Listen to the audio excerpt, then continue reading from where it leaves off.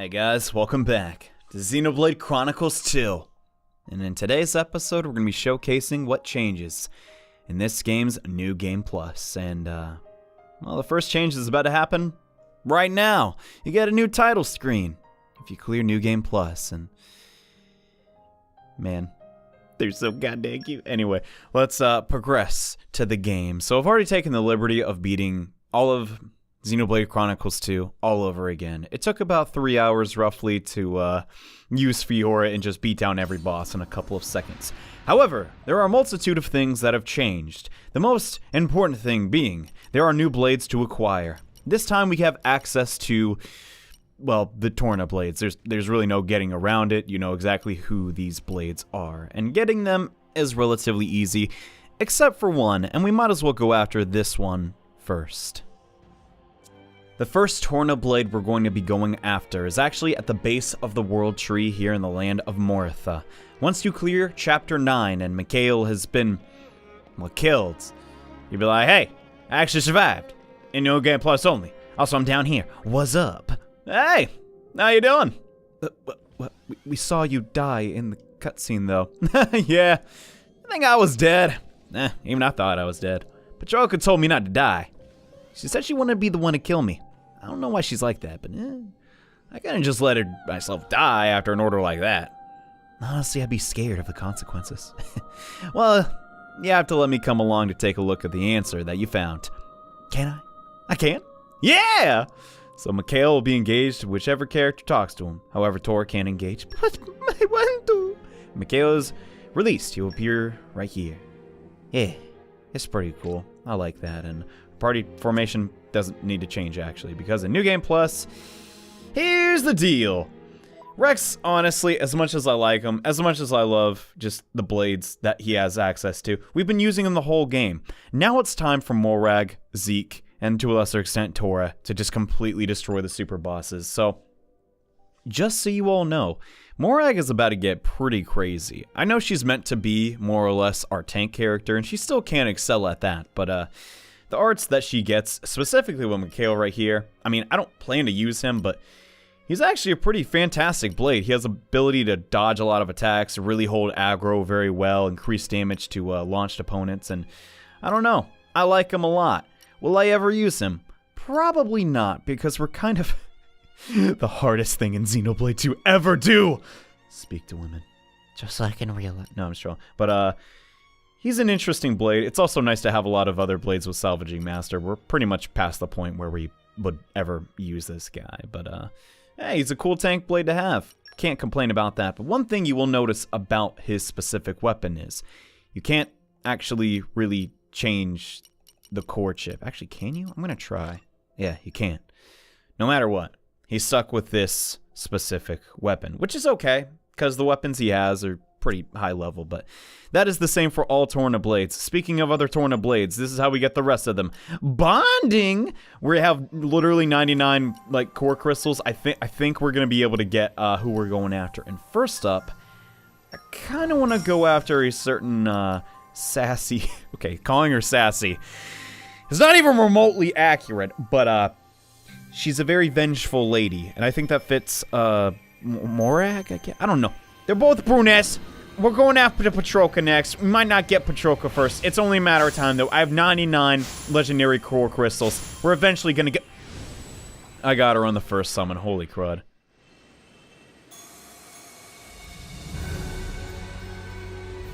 I'm Petroka, so what? Oh, so very dull.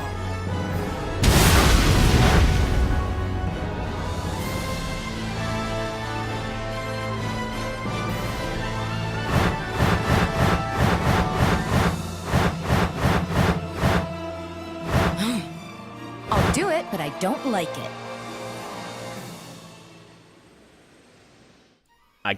I actually cannot believe I summoned Petroka on the first try, but what I was trying to go for is, hey, we gotta let Mikhail and her fight side by side. You know, that makes sense, but this blade right here, pretty crazy damage output. Out of all the other Torna blades, I'd say she's either the second best or without a doubt the best. Her driver arts are really great. Her battle skills also pretty decent. And there's no way around it. She is one of the best blades for DPS in the entire game. So we gotta add to the party. I don't know. I think this is gonna work out great. She's also strength. Boring. I don't know. I think Morag's pretty cool, do they? But no, seriously, that blade is 100% ridiculous. I'd go over more detail on what exactly is so great about her, but we'll get to that eventually. For right now, let's try and get some of the other Torna blades, and I doubt I'm gonna get them all as quickly as I got Patroka, but hey, a boy can dream, I guess.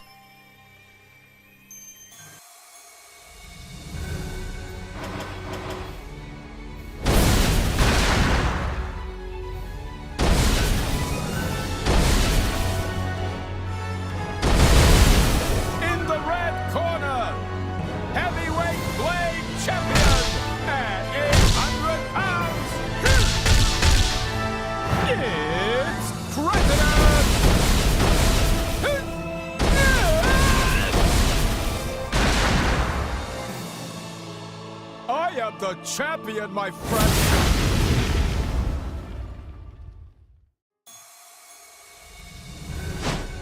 Call my name and I appear! Abrona! The stage is set! Follow me to victory! This is awesome! So, who's my new driver then?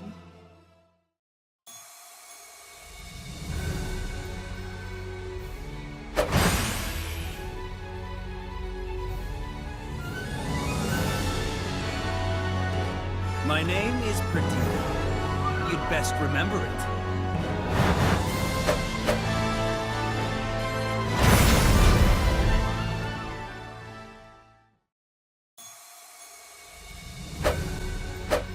It's Sever's turn to wreak untold havoc!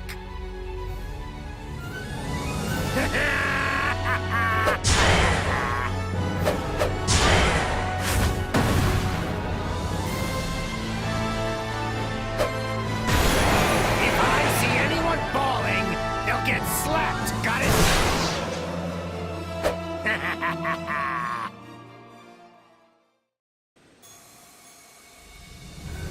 The legendary Akos, forever at your service.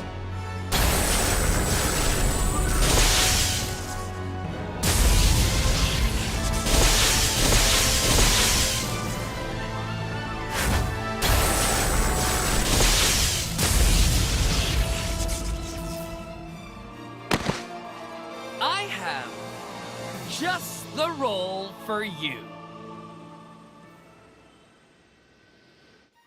And with that, we have every single Torna blade. Since we can't get Jin, sadly. But Akos, is a healer blade. Pretty convenient, I got him on Nia. And he's actually pretty fun to use. But in all actuality,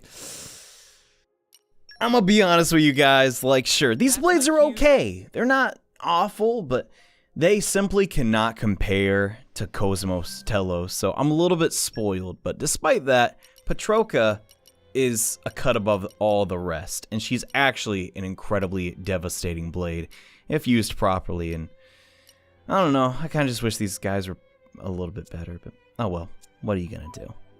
Gotta say though, it's pretty cool Monolith Soft to just give us these blades. Sure, they aren't all extremely powerful. Heck, I pretty much am only gonna really focus on leveling up Patroka, but it's something they didn't have to. It makes sense in the concept of the lore, because they are technically blades. But it's cool fan service, it gives us something to do in New Game Plus. But leveling up these guys is gonna take forever. Sure, they don't really need the most difficult things with their affinity charts, but I'm gonna just focus on Patroka. I'd really like to max out all of the blades and stuff and showcase all of their abilities, but in actuality, pretty much it's just Sever and Patroka who are extremely viable. So I'm going to be trying to work on her affinity chart, but we're not completely done yet. Just because we have all the blades in the game again doesn't mean we're finished. Also in New Game Plus, driver affinity charts have a new affinity chart added to them. This is the secret affinity chart, and with it, Zeke becomes the you can't even contest it anymore. He is the best character in the game because of this skill right here. Unleash Shining Justice. At max affinity with Pandora, press R and the plus button to basically awaken. Like, you guys have no idea how incredibly strong this makes Zeke. Unfortunately, we need 30k skill points. That's going to take a little bit, but it shouldn't be too terribly hard. But another thing added into New Game Plus are these little dudes, the Traveling Bards. Hello there. What's going on? Welcome, welcome. I've been waiting here for a day to come for hearing a friend's adventure stories. Friends will not disappoint, yes? So here we can spend our bonus EXP and get some stuff if you tell tales of your adventures. Currently, we don't actually have enough. But if we did, we'd get a Master Striker mod, which is really, really helpful. So how do we get more bonus EXP? And Heart of the Snow Pond full of sad. I'm sorry, buddy. Okay, I'll come back, I promise. Well, to get more bonus EXP, it's actually pretty straightforward. Simply go to any inn, and now you can actually level down. Here we're going to take Nia all the way back to level 1. Because, well, as much as I love Nia to death, she really is not scaled that well into New Game Plus. But this is going to give us an absolute ton of bonus EXP. So if we switch to her, well, we'll be able to just buy a ton of stuff from these traveling merchants, which is what we definitely want to do because some of them give us possibly the best item ever. Like, sure, pouch expansions, great. New rare blades, super cool too. But the best things of all, and god dang it, here we I gotta show this real quick, I guess. And Poppy, I have small requests to make. Man, what this about? Could it be Poppy eyeing up secret tasty sausage stash of Torna? Master Pond can keep sausages. Not even a little bit interested. God damn. There's something Poppy been wanting to try out. Wanting to try out? Like novel combination of tasty sausages and undentum noodle soup? Master Pond can keep sausage soup. That sounds so good. What with attitude? Torna not raised Poppy. Have no appreciation for finer things. What Poppy wants to try is love potion? What, Poppy? Love potion? Who Poppy wants you to lose love potion on? On Poppy. Meh? Poppy use love potion on Poppy? Is Poppy need more self-esteem? Want you love self more? Not with Poppy mean. Poppy want to find if love potion like that have any effect on Poppy. Meh. Poppy have good point. That very intriguing experiment. Alright, Torna make potion for Poppy. Master Pond know how to make love potion. Should be easy peasy with proper ingredients. Master Pond's so amazing. Meh. Only problem is ingredients may be a little tricky to gather. What ingredients Master Pond need?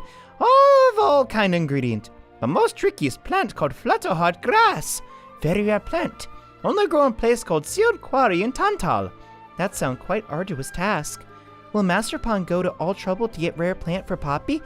Of course. Torna do very best to make Rex fetch plant. Once rare plant obtained, all we need to do is cook a potion. Most bungiest place in Argentum. Understood. Time to start mission. Making love source. Good God, I wish I knew about this sooner. We'll be talking about that later on in the episode. That isn't something that's unlocked during New Game Plus, but all of my quests actually got reset when coming to New Game Plus. So that's why we saw that. But anyways, back to what we were talking about prior. With all the bonus EXP that now Nia has access to, we can talk to these traveling bards all across, all rest, and get a crap ton of stuff. We can buy, well, an accessory expander kit, which is very, very helpful. This increases the amount of accessories that we can hold from 2 to 3. Just think about how busted that is. And guess what? We can get another, and another, and another. But only a cap up to 5, so with this, the game is over. Like, seriously. We were already kind of stressing out like, oh crud, which accessories do we want to use in which scenarios and all that stuff, but it doesn't matter. Now we can easily get not only the accessories that make us unable to die, the avant-garde medal, but the accessories that boost our damage inside of chain attacks. So what I'm trying to say is, the game's over. Like, we seriously cannot lose anymore. This item, the burst symbol right here, is pretty much our go-to for the rest of the game. Like, as long as we have this and items that let us, like, straight up not die, which are going to be the avant-garde medals, the game's over. We won. Like, I don't know what they were thinking putting this in the game, but it's fun. It's really fun to use, actually. And there are other traveling dudes across all rest that can even give you ether crystals for Poppy. So, like, that's really cool. But you're probably thinking, but John, that came at the price of making Nia level 1 again. Isn't that kind of an issue? And, well, you're right, but there's also an easy way around that, believe it or not. I know we haven't used this mechanic for god dang forever, but you can actually use your remaining bonus EXP, which you were using as a currency, to just level back up again. Yeah, it's pretty darn handy, but if you do that, you're not really getting the maximum out of, like, the time you could be spending in-game. So what we're going to do instead is show you how to both level up your characters and progress with their new hidden affinity charts at record speeds. Yeah, you're gonna get that shining eye justice pretty darn soon, Zeke, after I'm done. But, yeah, that's gonna take a while, and... God, shut up, Daggis, it's not even that bad. Anyway, we're going to the final boss room, give me a second. So to gain the fastest amount of SP possible and finish up everyone's secondary driver affinity charts, we're gonna head to the Ion Hangar and use this exact party. We have Rex with t-elos, Zeke with Cosmos, and Torna with Poppy Cutie Pie.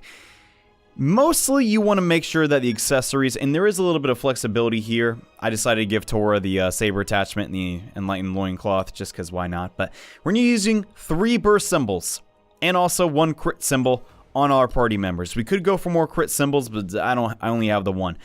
This is, from what I can understand, the fastest strategy I have seen to defeating Ion, and basically any boss in the game. All you really need are these blades, but we're gonna be skipping the cutscenes and just getting straight to the fun part. So we're using basically t-elos here just so we can get our level 1 special as quickly as possible. She has the ability to refresh her arts. We're gonna cancel the smash, and that should do a lot of damage because Ion is actually weak to the darkness element. You could also use Mithra here. It doesn't frankly matter, and if Zeke and Torna die, hey, it's not a big deal.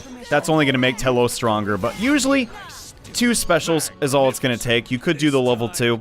Doesn't really matter, but once this cutscene is concluded, you will always have your party gauge filled up because, oh, now we gotta fight, guys. And then you can just destroy Ion in a single hit. So here's the thing on how, like, weapon damage is sort of calculated in this game. Your special damage doesn't really reflect your current level because it's all about your blades. The weapon's actually out of your hands and is now in the blade's hands, so the affinity chart comes into play. But you're gonna notice, yeah, we're doing some serious damage to Ion, and it's already dead. However, we're getting that bonus percentage that continues to go up. This includes SP. So the normal SP we would have gotten is increased by 300%. And as you saw right there, Rex, or actually Zeke and Torna, both got 3,000 SP for their affinity chart, respectively. Pretty darn amazing. Unfortunately, Rex won't be able to get that, but all you gotta do, save your game and do that again. It is infinitely repeatable and is the fastest way I have seen to get your affinity charts maxed with the drivers. And I've already done this a whole heck of a lot, so we have a good amount of SP on our drivers already as I wait for the longest loading screen in the world. Come on. There we go. So, already went ahead, did a little bit of grinding. We got Zeke, who should have the Eye of Shining Justice already on his hidden affinity. Yes, there it is.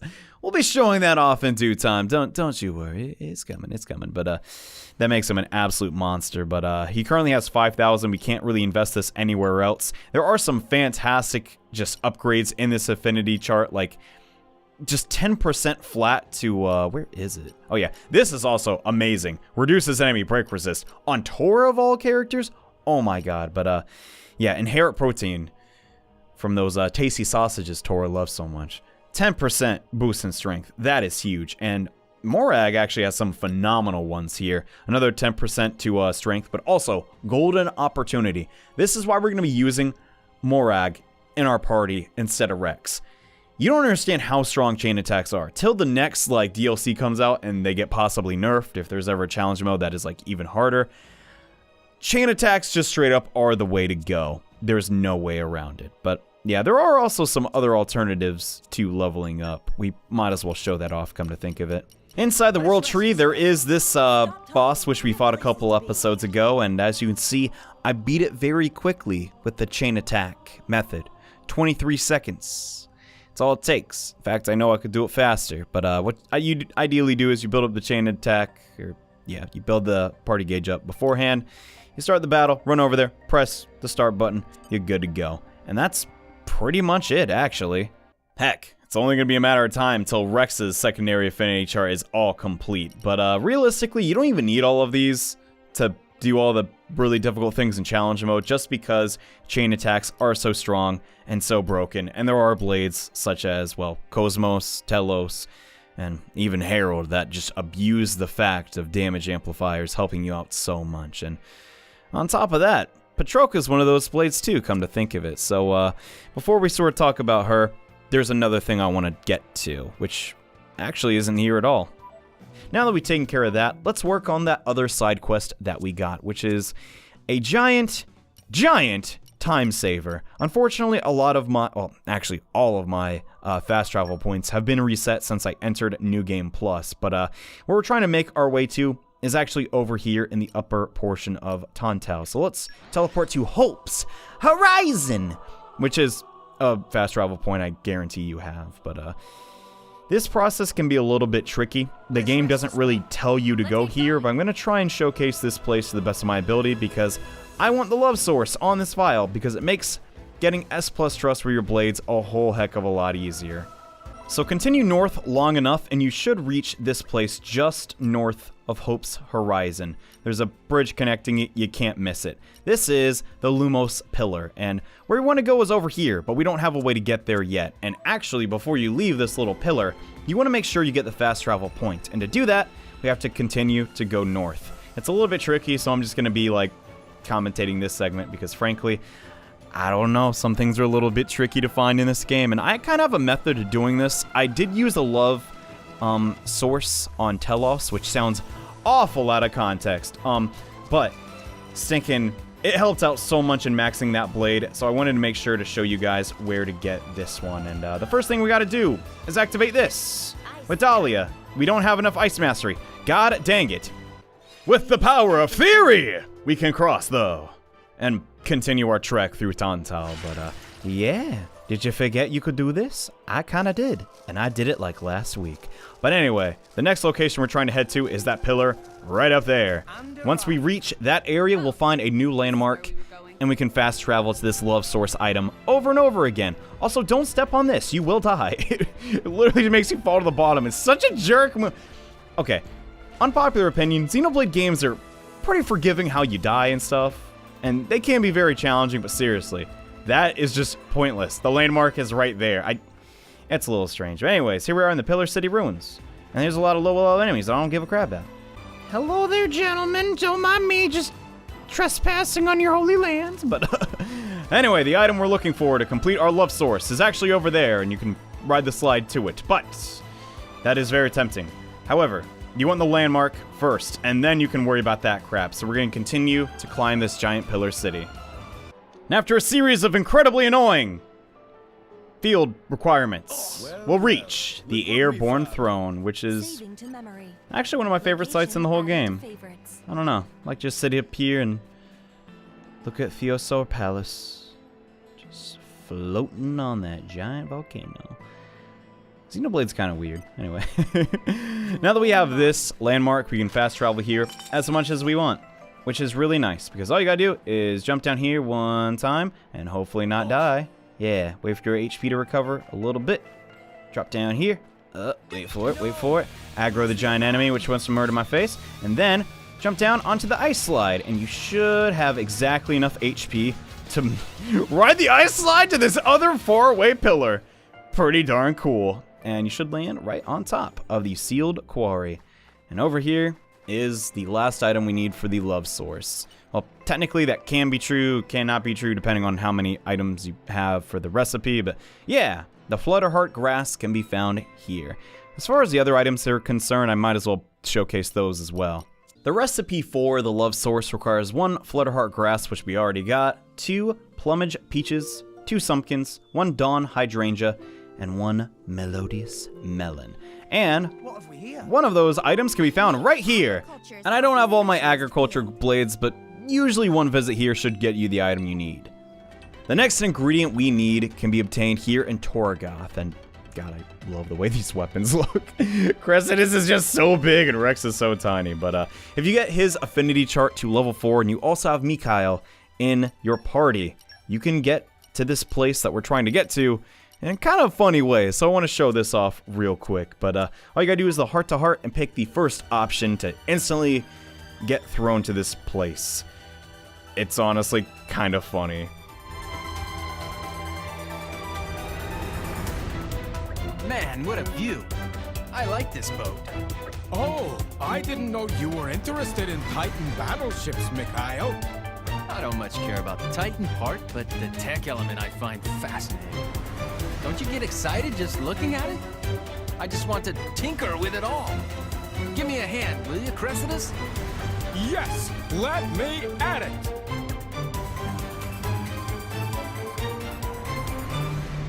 You do a lot of heavy lifting, am I right? Are you making fun of me? I mean, sure, I have muscles. Anyone who's not blind can see that. Guess so. Tell you what, if you're so interested in my strength, why don't I give you a little demonstration? Let's see.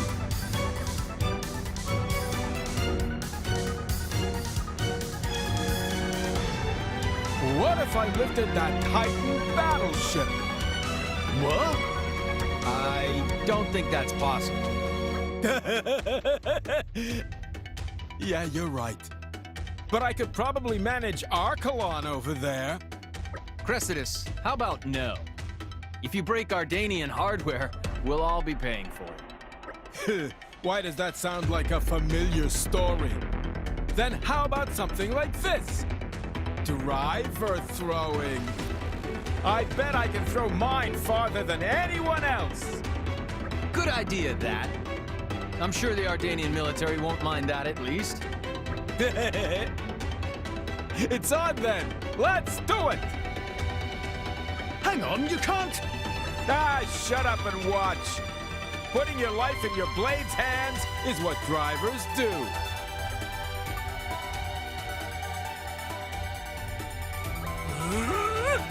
Huh?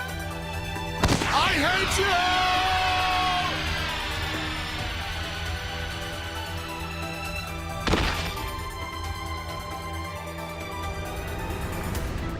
Whoosh! I nearly wet myself. Let's maybe not talk to Crescidus about physical strength ever again. Zeke ever catch a break? God, not again! Anyway, here we are in Clear Sky Beak, and there's a little blade who lost his driver. That's kind of a cool side quest, but more importantly than that guy who needs our help, a really easy to get collection spot. Hot diggity dang, is a good place to get some materials. And the last material that we're gonna need is actually right here in Argentum. Let's use our agriculture blades. Oh, we only got one because I'm stinking dumb. What are you gonna do? But here we should get the glitter spuds, and also the melodious melons can spawn in that exact location. Pretty easy to farm, but once you have all the materials that you need, those are the 3 spots to go to. Seriously, you don't have to go anywhere else. Head over to this fire and make your love source. Sadly, you can only make one at a time since the one item you need is a key item, but oh well. So this is love source. Yes, very effective potion Tor read about in book. That's little pun. Definitely make people like each other. I don't like where this is going. Is safe for Poppy to drink? Of course it's safe. The here I go nothing. Okay. Poppy not feeling anything special. Poppy pay closer attention.